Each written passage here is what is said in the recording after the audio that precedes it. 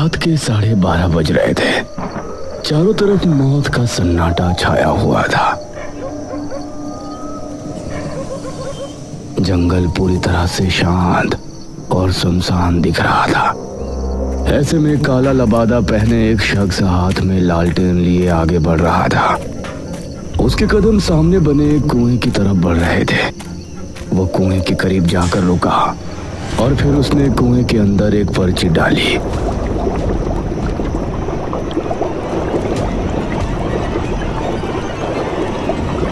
उसने जलता हुआ लालटेन भी कुएं में फेंक दिया और उसके बाद तेज कदमों के साथ वहां से ऐसे भाग निकला जैसे कि अचानक कोई बड़ा खतरा वहां आ पहुंचा हो।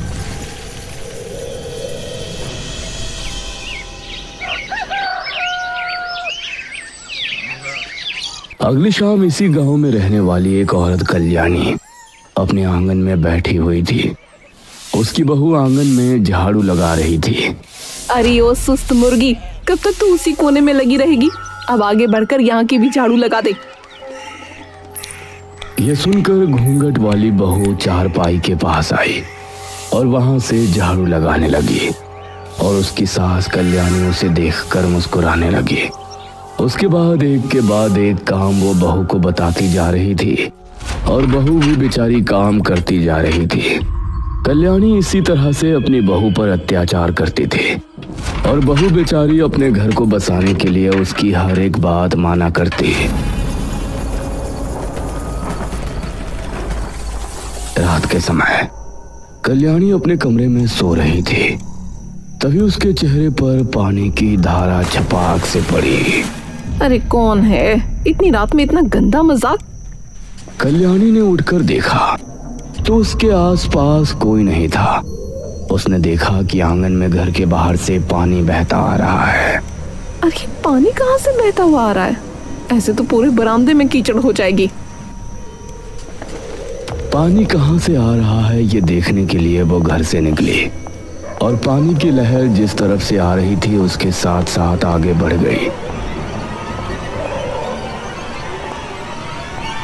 उसने कुछ कदम चलने पर ही देख लिया कि पानी की लहर जंगल की तरफ से आ रही है। तो ना जाने क्यों वो डर गई। हे भगवान! ना जाने उसे किस बात का डर हुआ। वो भागने के लिए घर की तरफ मुड़ी, लेकिन तभी किसी अदृश्य शक्ति ने उसका पैर खींचा। कोई मुझे बचाओ! कल्याणी कुएं पर पहुंची और पूरी तरह से कुएं के अंदर समा गई। उसकी चीख जंगल में गूंजी और चारों तरफ सन्नाटा छा गया। मेरा नाम रोहन है। मैं मेरे परिवार के साथ चांदीपुर गांव में रहता था। हमारा गांव बहुत ही सुंदर था।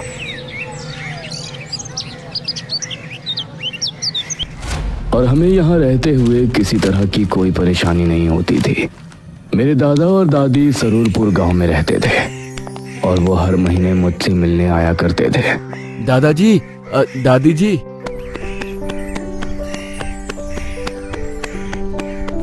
उनको देखते ही मैं उनसे जाकर लिपट गया। अरे हमारा रोहन, कैसे हो बेटा? मैं तो अच्छा हूँ दादा दादी, आप दोनों कैसे हो? जीता रहे बेटा, हम भी ठीक हैं।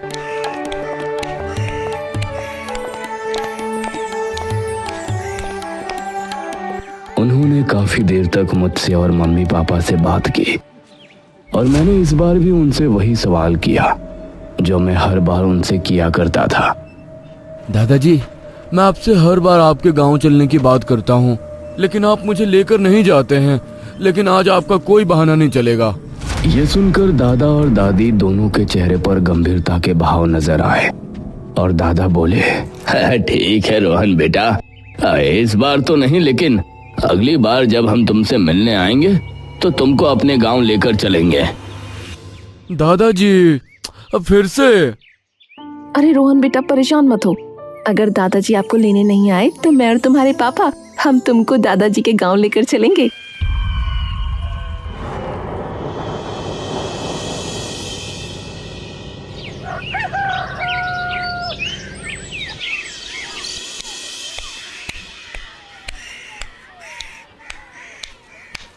अगले महीने दादा मुझे लेने आए।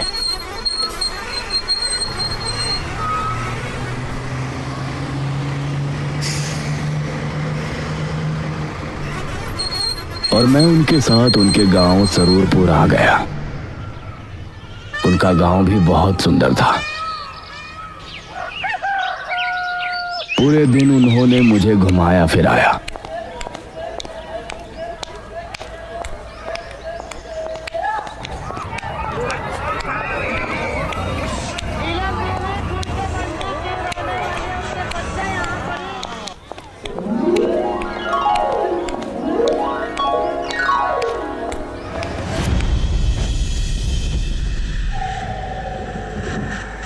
और शाम के समय दादाजी, आपने मुझे गांव तो घुमा दिया, लेकिन जंगल तो दिखाया ही नहीं।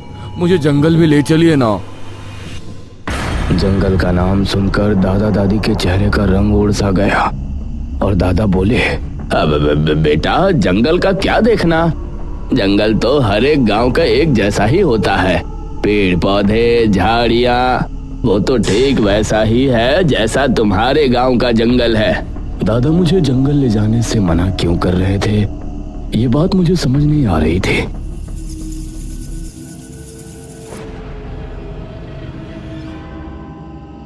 रात होने पर हम सभी आंगन में खाट बिछाए सो रहे थे।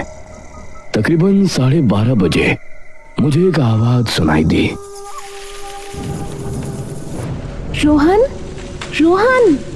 यह आवाज सुनकर मैं उठा और इधर उधर नजरें दौड़ाई तो मुझे आसपास कोई नजर नहीं आया। रोहन इधर आओ, मैं यहाँ हूँ। मैं खाट से उठा और दादा को जगाने ही वाला था कि तभी, रोहन, अगर तुमने किसी को भी जगाया तो मैं चली जाऊंगी। तुमको जंगल घूमना था ना, मैं तुमको जंगल घुमाऊंगी। यह सुनकर मेरे चेहरे पर खुशी छलक आई।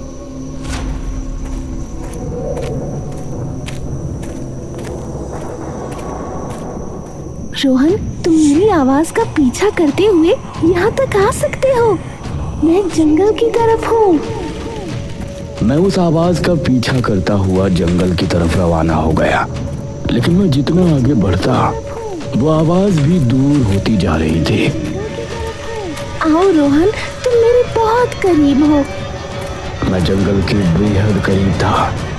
तभी किसी ने मेरे कंधे पर पीछे से हाथ रखा। रोहन, यहाँ क्या कर रहे हो? दादाजी, वो मैं।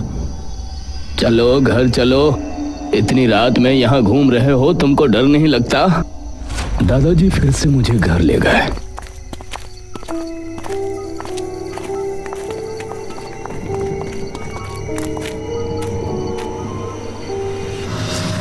लेकिन मेरे मन में अभी भी वही बात चल रही थी कि जो आवाज मुझे सुनाई दे रही थी, आखिर वो किसकी थी?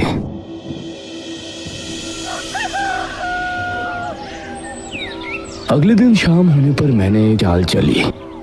दादाजी, मैं खेलने के लिए गांव के मैदान में जा रहा हूँ। अरे बेटा, थोड़ी देर रुको, मैं भी तुम्हारे साथ चलता हूँ। दादाजी, आप मुझे मैदान में तो जाने दीजिए। मैं बहुत बोर हो रहा हूँ। मैं बच्चों के साथ खेलना चाहता हूँ। आपको जब आना हो तब आ जाना। मैं मैदान का बहाना करके वहां से निकला।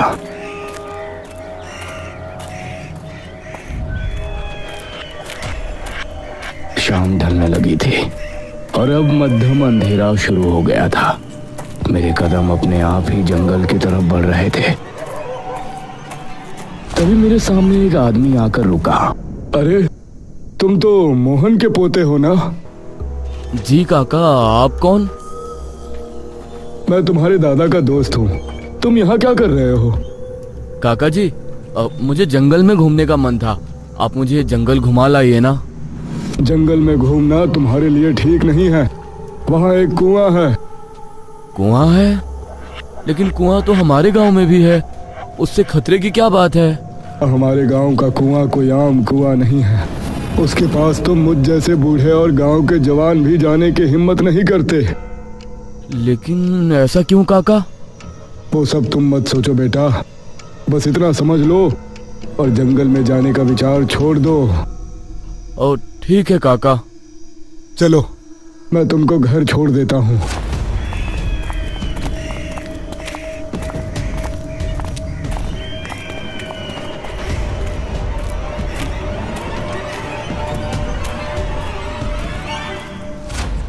उस रात सबके सोने के बाद मुझे फिर से वो आवाज सुनाई दी। रोहन, रोहन, जल्दी उठो और मेरे साथ चलो। मैं तुमको आज जंगल दिखा लाती हूँ। अरे ये तो वही आवाज है जो कल रात को मुझे सुनाई दी थी। हाँ, मैं वही हूँ। तुमको जंगल घूमना है ना? आओ, मैं तुम्हें जंगल घुमा लाती हूँ। लेकिन आप हो कौन? ना सामने आती हो ना दिखाई देती हो। मेरे इतना कहने के बाद मुझे जंगल की तरफ एक धुआं सा नजर आया।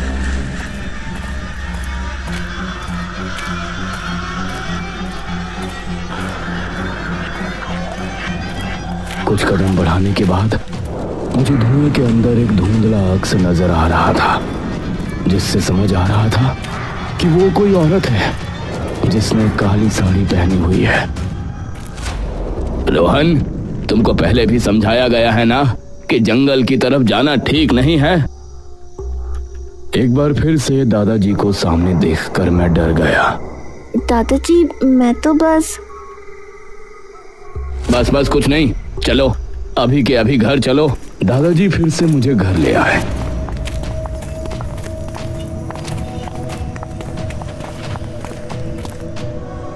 लेकिन मेरे मन में अब जंगल जाने की उत्सुकता और बढ़ गई थी।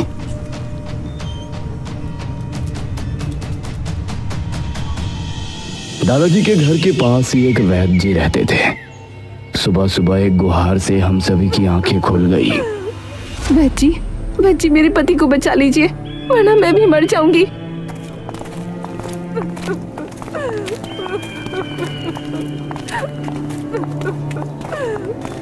एक औरत अपने पति के साथ वैद्य जी के घर के बाहर बैठी थी। उसका पति जमीन पर पड़ा था और उसकी हालत बहुत खराब थी। अरे क्या हुआ इसको? इनको खून की उल्टियां हो रही हैं वैद्य जी, कल से कई हो चुकी हैं। इसे जल्दी अंदर लेकर जाओ। मेरे दादा और गांव के एक आदमी ने आगे बढ़कर उसके पति को सहारा दिया और उसे वैद्य जी के घर के अंदर ले गए।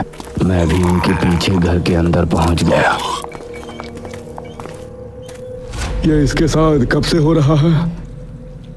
वैद्य जी, कल सुबह से ही इनके साथ ये हो रहा है। जब से अब तक न जाने कितनी उल्टियां कर चुके हैं। घबराओ नहीं, मैं इसकी दवा कर देता हूँ। वैद्य ने काफी समय लगाकर उसके लिए दवा बनाई। ये लो रमेश, इसे खा लो।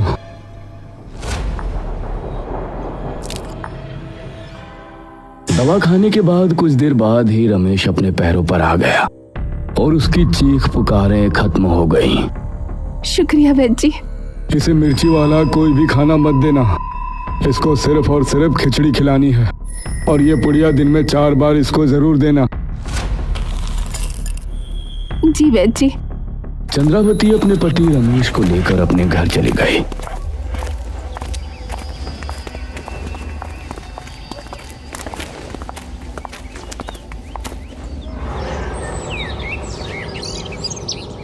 दोपहर के तकरीबन 4 बजे के समय फिर से वो औरत अपने पति को लेकर वैद्य जी के पास आई।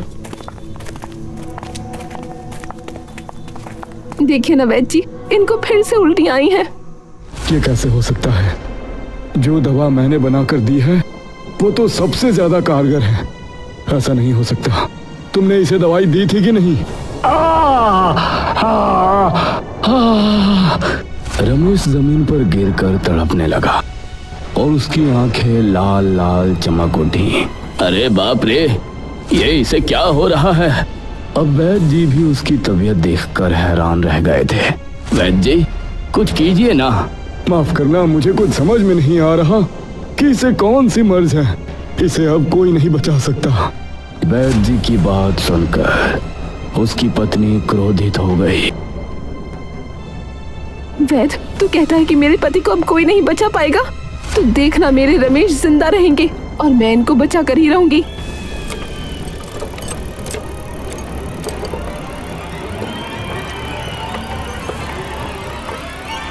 उस रात मैंने पक्का इरादा किया कि आज जंगल जाऊंगा और उस कुएं पर भी होकर आऊंगा। मैं मौका देखकर रात को 12 बजे के समय आखिरकार घर से निकल ही गया। लेकिन बड़े ताज्जुब की बात थी कि आज मुझे कोई आवाज सुनाई नहीं दे रही थी। मैं धीमे कदमों के साथ जंगल की तरफ बढ़ रहा था।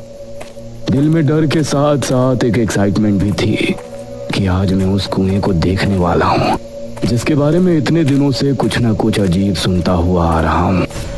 मैं जंगल पहुंचने ही वाला था, तभी मैंने एक दृश्य देखा। काला लबादा पहने हुए, हाथ में लालटेन लिए कोई औरत जंगल की तरफ जा रही है। अरे, ये तो वही आवाज है जो कल रात को मुझे सुनाई दी थी। लेकिन आप हो कौन? ना सामने आती हो ना दिखाई देती हो। आप सामने तो आइए। दादाजी, मैं तो बस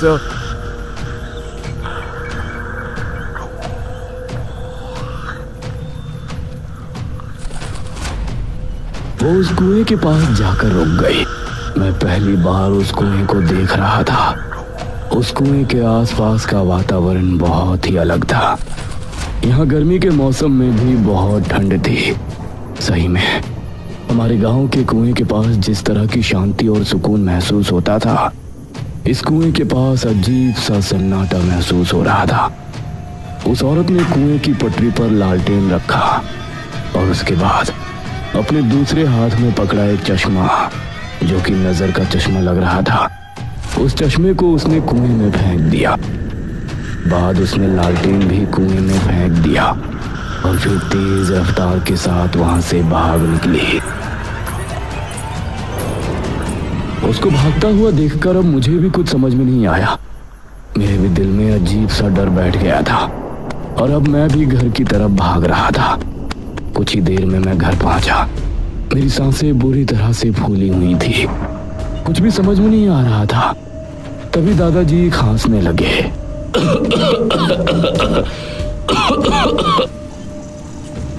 उनके उठने से पहले ही मैं खाट पर लेट गया और फिर अपनी आंखें बंद कर लीं। अगली सुबह हमारे उठने के फौरन बाद ही गांव के मुखिया दादाजी के पास आए। मुखिया जी, आप? हाँ महेश बाबू, सुना है कि रमेश ने कल से खाना पीना बोलना सब छोड़ दिया था। हो सकता है आज वो अंतिम सांस ग्रहण करे, इसलिए पहले ही उसके घर अफसोस करने जा रहे हैं। आप भी साथ चलिए। हाँ हाँ मुखिया जी, मैं भी आ रहा हूँ। अब दादाजी और गांव के कुछ लोग मुखिया जी के साथ चल दिए और मैं भी उनके पीछे हो लिया।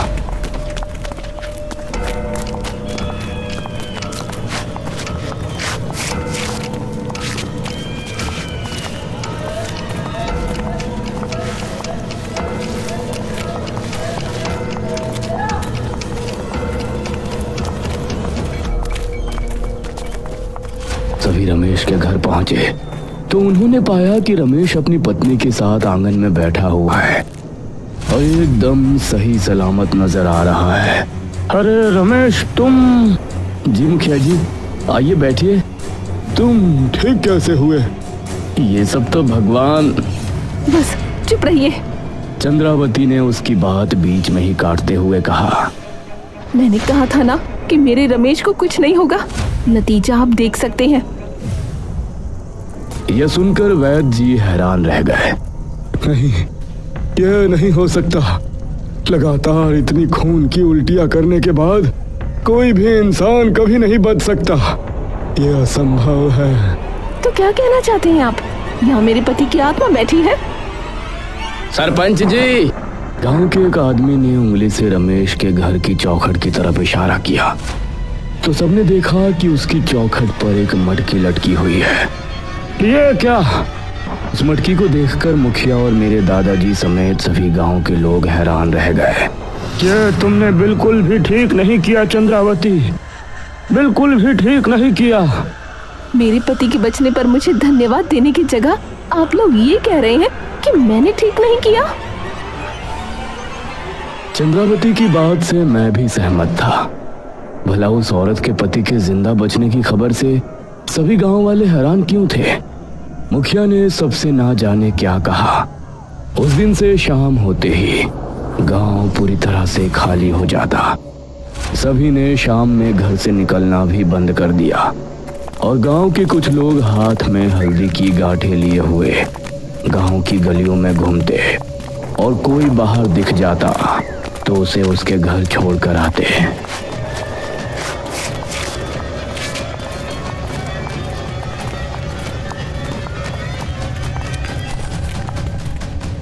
दादाजी, चंद्रावती के पति के ठीक हो जाते ही गांव का माहौल अजीब क्यों हो गया?